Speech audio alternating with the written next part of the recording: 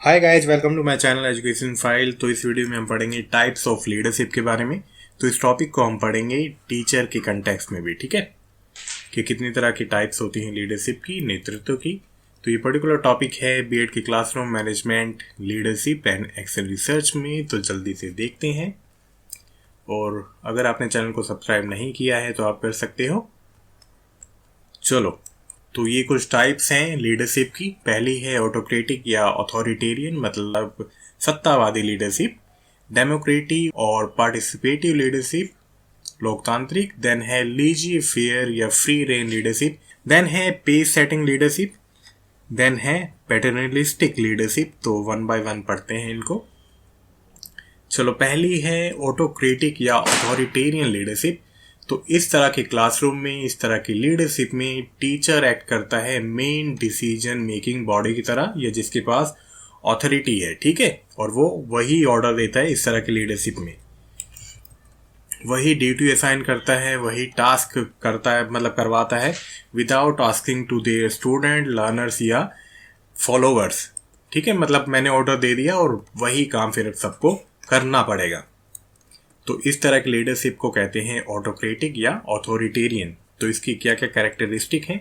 तो इस तरह की जो लीडरशिप होती है ना, उनका नेगेटिव इफेक्ट पड़ता है बच्चों पे। बच्चे थोड़े डरे डरे रहते हैं, क्योंकि भाई बच्चों को पता है कि टीचर के पास जाएंगे तो हो सकता है टीचर हमें डांट दे। तो इस तरह की क्लासरूम में क्या है, बच्चे थोड़े एक्सप्रेसिव कम होते हैं। फैक्ट क्या है, हो सकता है बच्चे ऐसी क्लास या ऐसे टीचर से डरें। जब इस तरह की क्लास है तो उस क्लास में डेमोक्रेसी कम होगी, क्योंकि भाई ऑर्डर किसका चलता है, केवल और केवल टीचर का या लीडर का चलता है। क्योंकि अथॉरिटेरियन लीडरशिप है ये, इसमें सभी का ध्यान नहीं रखा जाता उतना ज़्यादा। जो लीडर को पसंद है वही काम होता है। टीचर क्या है, या जो लीडर होता है, इसमें सेंट्रल रोल में होता है, वही सभी चीज़ें डिसाइड करता है। Too much authority is not good. बिल्कुल, बहुत ज़्यादा जब पावर होती है तो इस तरह की पावर से क्या हो सकता है, डिस्प्यूट्स हो सकते हैं। सपोज लीडर है और फॉलोअर्स हैं, तो हमेशा इसकी चलती रहेगी और ये आपस में बात करें, इनकी कोई राय है, इनका कोई ओपिनियन है, उतना ज़्यादा तवज्जो नहीं दिया जाता है, उतना इम्पोर्टेंस नहीं दिया जाता इनकी बातों को, क्योंकि यही सब पे ऑर्डर थोप देता है। तो इस तरह की जब लीडरशिप होती है तो उसमें डिस्प्यूट्स का आना बहुत ही कॉमन चीज़ है। बाकी आपके जो भी पॉइंट हैं आप लिख सकते हो। चलो, देन है डेमोक्रेटिक और पार्टिसिपेटिव लीडरशिप। तो जैसा नाम में ही है, लोकतांत्रिक लीडरशिप है, लोकतांत्रिक नेतृत्व है, जिसमें सभी पार्टिसिपेट करते हैं। और इस तरह के क्लासरूम में क्या है, सपोर्ट बहुत ज़्यादा बढ़ जाता है, एक सपोर्टिव एनवायरनमेंट हो जाता है, क्योंकि आइडियाज को और ओपिनियन को, जो भी लर्नर्स के आइडियाज ओपिनियन है, उनको सुना जाता है, उस पर काम किया जाता है, ठीक है। डेमोक्रेसी का मतलब है कि भाई सभी अपना योगदान दे रहे हैं तरक्की में। तो इस तरह की जो क्लासरूम होती है, स्टूडेंट और टीचर दोनों ही बहुत ही ज़्यादा एंथुजियास्टिक रहते हैं, काम करने के लिए हमेशा प्रिपेयर रहते हैं, तत्पर रहते हैं, क्योंकि बहुत ज़्यादा सपोर्ट है ऐसी क्लासरूम में। इसकी कैरेक्टरिस्टिक क्या है कि बच्चे या ओवरऑल क्लास मोटिवेट रहती है, सपोर्ट बढ़ता है, आपस में कोऑपरेशन इंक्रीज होता है। डेमोक्रेसी की यही पावर है। लर्निंग और टीचिंग इंप्रूव होती है, क्योंकि सभी के आइडियाज को, ओपिनियन को, उनके थॉट्स को सुना जाता है। चलो, देन है लीजिए फेयर, इसको इस तरह से प्रोनाउंस करना, या फ्री रेन लीडरशिप। तो इसमें क्या होती है, जो लीडर होता है ना, वो थोड़ी पावर और रिस्पॉन्सिबिलिटी से अपने आप को दूर रखता है या अवॉइड करता है। इसका मतलब क्या है, लीजिए फेयर का मतलब कि बीच में नए आने की नीति, उतना ज़्यादा इंटरफेयर नहीं करता लीडर। इस तरह की लीडरशिप को कहते हैं लीजिए फेयर या फ्री रेन लीडरशिप। तो लीडर इसमें बहुत ज़्यादा इंटरफेयर नहीं करता और लर्नर्स पे ज़्यादा रिलाई करता है, और जहाँ पे एडमिनिस्ट्रेशन की पावर ज़्यादा होती है वहाँ पे इस तरह की लीडरशिप होती है। जैसे आपने सुना होगा, या कई बार टीचर होते हैं ना, कि टीचर से कुछ बात करो तो टीचर कहते हैं कि भाई मेरा इतना ज़्यादा रोल नहीं है यार, आपको और ज़्यादा बातें करनी है और आपने अपने सुझाव बताने, तो प्लीज़ एडमिनिस्ट्रेशन को बताओ या प्रिंसिपल को बताओ, वही काम करेंगे, मेरा इतनी ज़्यादा ड्यूटी नहीं बनती, मेरा इतना ज़्यादा रोल नहीं बनता, या मैं इस मामले में इंटरफेयर नहीं कर सकता, ठीक है। तो उसी तरह की लीडरशिप है कि अवॉइड करता है अपनी रिस्पॉन्सिबिलिटी को। तो इस तरह की जो लीडरशिप होती है, टीचर्स कई बार इसलिए भी करते हैं कि वो उनको कोई ब्लेम ना करे किसी गलत काम के लिए, है ना। तो वो अपना जो भी मामला है दूसरे पे डाइवर्ट कर देते हैं। इस तरह की जो लीडरशिप होती टीचर का हो सकता है बहुत ही माइनर रोल हो, क्योंकि ज़्यादा पावर किसकी भाई? एडमिनिस्ट्रेशन की पावर है। जो प्राइवेट इंस्टीट्यूट होते हैं उनकी उसमें क्या है, एडमिनिस्ट्रेशन की ज़्यादा पावर है, जो ओनर है उसकी ज़्यादा पावर है। तो उस तरह के क्लासरूम में टीचर जो है इसी तरह की लीडरशिप शो करता है कि भाई मैं इंटरफेयर नहीं कर सकता, आपको अगर कोई काम है तो एडमिनिस्ट्रेशन से जाके बोलो। समझ रहे हो आप अब? चलो देन कैरेक्टरिस्टिक क्या है इसकी? ऐसी क्लासरूम में हो सकता है कि जो बच्चे हैं वो लीडर की या टीचर की नहीं सुने, क्योंकि उन्हें पता है भाई कि मेन पावर तो किसी और की है और टीचर तो बस यहाँ पे ड्यूटी कर रहा है। तो हो सकता है टीचर की या लीडर की उतनी ज़्यादा ना सुने।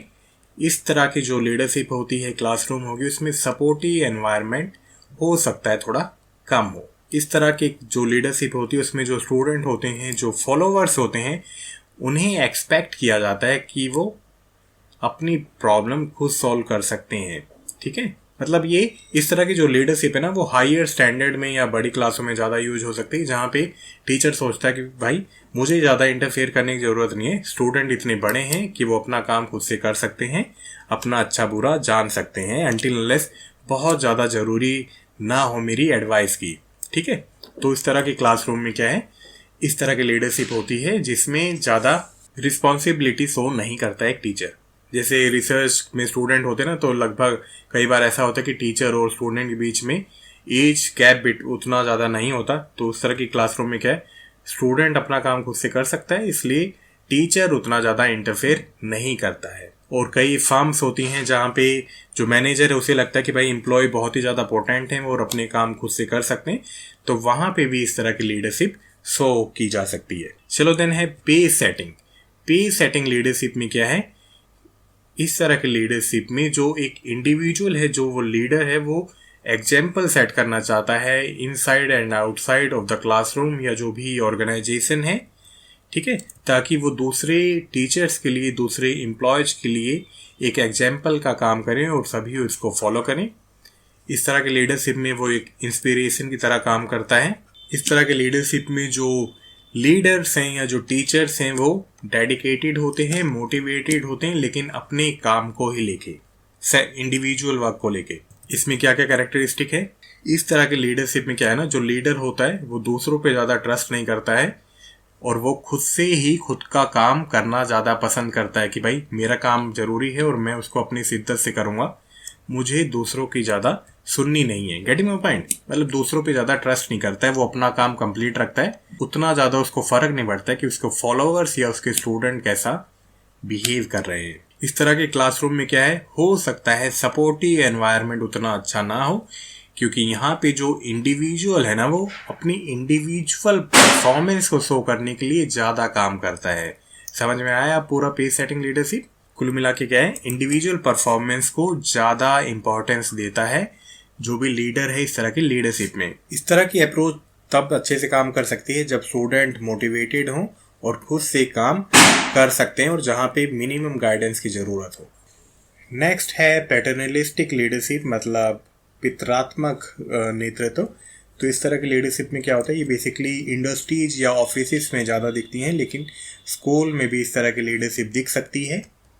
तो इस तरह की लीडरशिप में क्या है ना, जो लीडर होता है ना वो पापा की तरह, या आप कह सकते हो जो मेन फैमिली मेम्बर है उसकी तरह बिहेव करता है कि मुझे सबसे ज़्यादा पता है और मैं ही आप सबका ध्यान रखूँगा। तो इस लीडरशिप में वैसा होता है जैसा कि नाम में ही सजेस्ट है ना, पैटर्नलिस्टिक लीडरशिप। इस तरह की लीडरशिप में क्या होता है, जो लीडर होता है वो स्टूडेंट को अपनी फैमिली मेम्बर्स की तरह ट्रीट करता है, प्रोटेक्ट करता है। तो इसमें क्या होगा, जो भी टीचर है वो सभी तरह का सपोर्ट देगा ताकि लर्निंग और टीचिंग एनहेंस हो सके और बच्चों को ऑल पॉसिबल वे में मदद हो सके, या सभी तरह की मदद उसे प्रोवाइड की जाए ताकि वो अच्छे से परफॉर्म करें। तो इस तरह की जो लीडरशिप है ना वो जापान में बहुत ही ज़्यादा फेमस है। वहाँ पे क्या होता है, वर्कर का बहुत ही ज़्यादा अच्छे से ध्यान रखता है।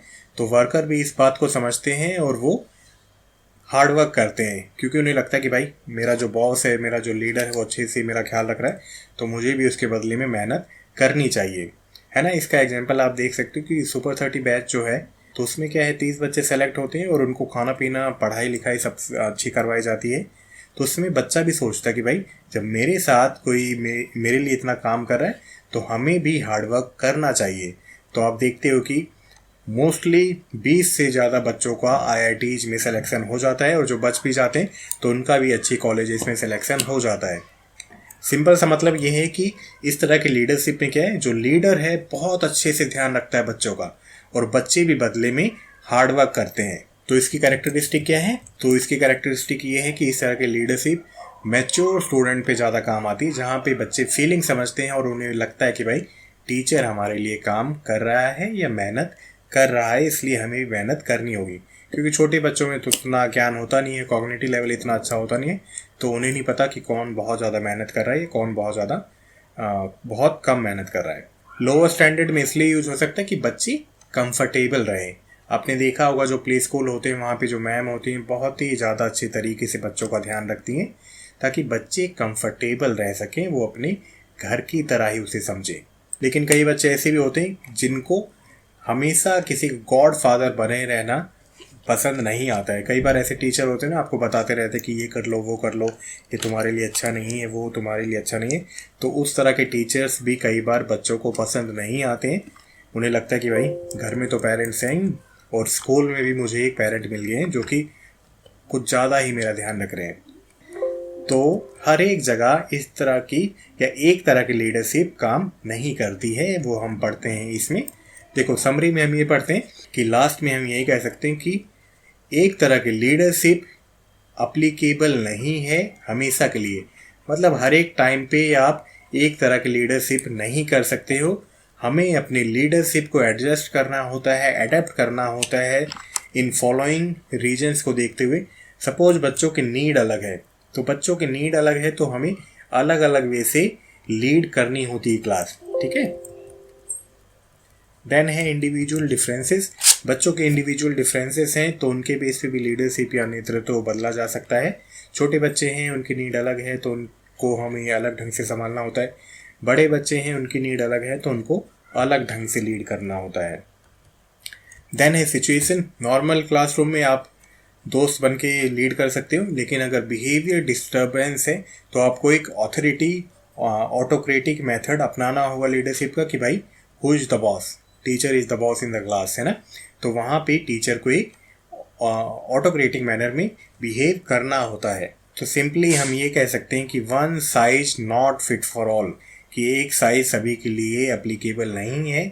हमें टाइम टू टाइम अपनी लीडरशिप को सिचुएशंस के अकॉर्डिंग हमेशा एडेप्ट करना होता है, एडजस्ट करना होता है, ठीक है। तो इस टॉपिक में इतना ही था। आई होप आपको मदद मिली होगी। तो मिलते हैं नेक्स्ट वीडियो में। Till then bye bye, take care.